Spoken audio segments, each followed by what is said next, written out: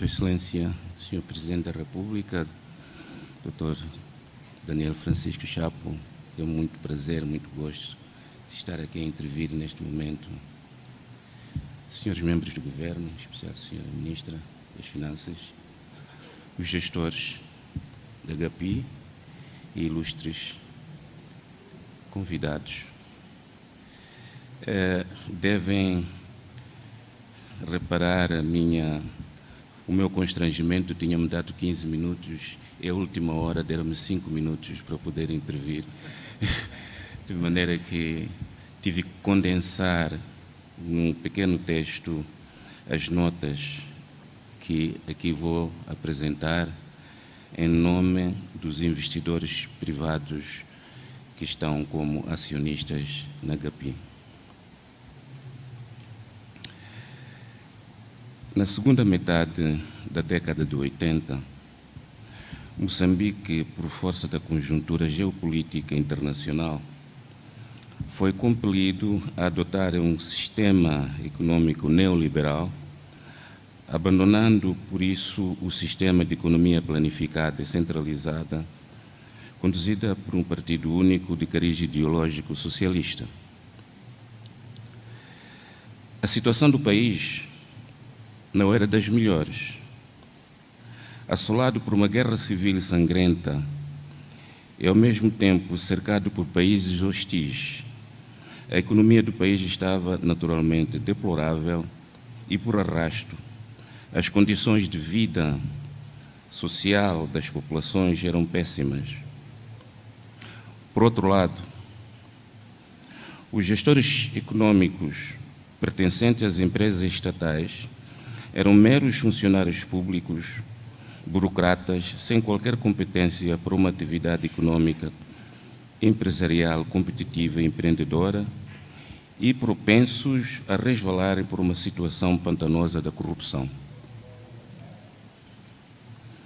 Este cenário exigia aos gestores políticos da época uma ginástica inovadora para que a deriva para um sistema neoliberal pudesse ter impacto, por um lado, no surgimento de uma classe empresarial capaz de surtir efeitos positivos para o desempenho econômico do país e, por outro lado, que os seus efeitos pudessem repercutir-se na vida das populações.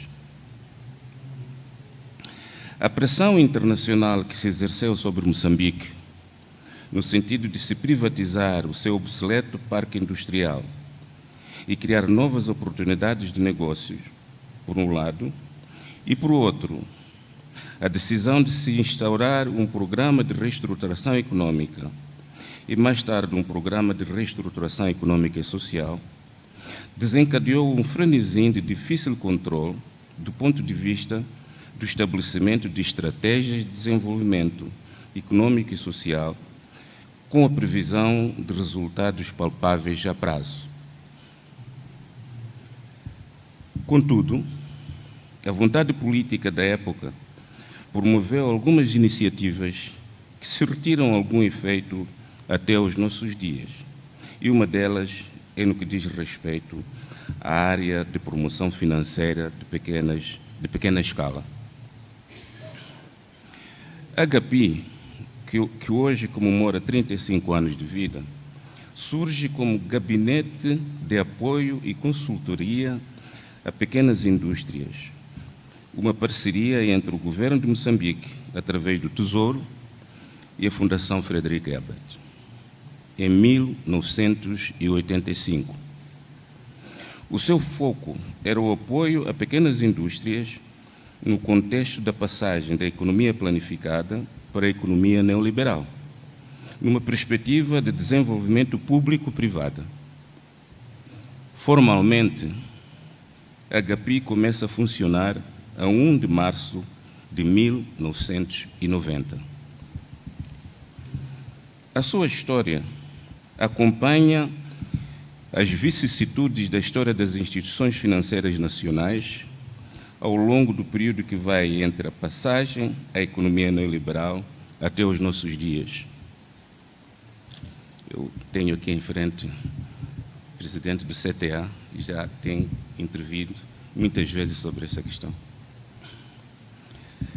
Como nota de rodapé, podemos apontar as experiências dos bancos nacionais e de capital moçambicano, com os seus altos e baixos, mais baixos que altos, do Banco Popular de Desenvolvimento, a experiência da Moza Capital, fundadora do Moza Banco, esse banco comercial, puramente comercial, e também, por que não, o Banco Nacional de Investimentos, ao lado do sistema financeiro, com capitais estrangeiros presentes no nosso país, no ramo da banca comercial.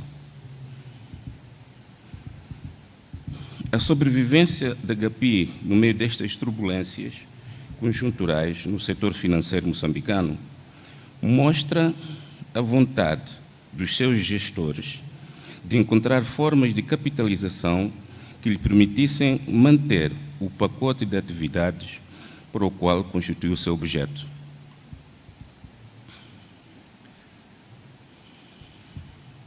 A flutuação dos membros societários, com a saída da Fundação Frederic Ebert e a alienação do capital do Tesouro, que tinha sido entregue ao Banco Popular de Desenvolvimento após a privatização deste transformando-se em Banco Austral, demonstrou a resiliência dos seus gestores na busca de novos investidores. A entrega da participação acionista do Tesouro para o BPD e após a privatização do BPD e a consequente alienação das suas ações, resultou na entrada para o capital da GAPI entidades como a CTA, o FDC, o Cruz Vermelha de Moçambique, GAPGEST, gestores e trabalhadores que neste momento detêm 91% do capital. Parece paradoxal que estas entidades privadas detenham 91% das ações da GAPI e que a GAPI permaneça como um banco de desenvolvimento, pois, por sua natureza, os bancos de desenvolvimento devem, naturalmente, ter uma presença acionista forte dos fundos públicos, ou diretos ou subsidiados, pois só assim é que a sua natureza de banco de desenvolvimento concede apoio financeiro aos projetos de desenvolvimento de uma forma vantajosa. Este é um recado para Sua Excelência, Sr. Presidente. Tendo eu sido destacado para me pronunciar neste evento em representação dos investidores privados da GAPI, acima mencionado, deixo ficar este repto ao Estado moçambicano, aqui representado pelo Presidente da República, a Sra. Ministra das Finanças, que considere que a GAPI não pode intervir com os seus produtos no mercado financeiro sem a componente de capitais públicos ou subsídios públicos, tendo em conta o custo que qualquer ação financeira tem, sobretudo na conjuntura social, econômica e política que o nosso país vive, em que qualquer acesso ao financiamento para a economia tem custos elevados. Muito obrigado pela vossa atenção.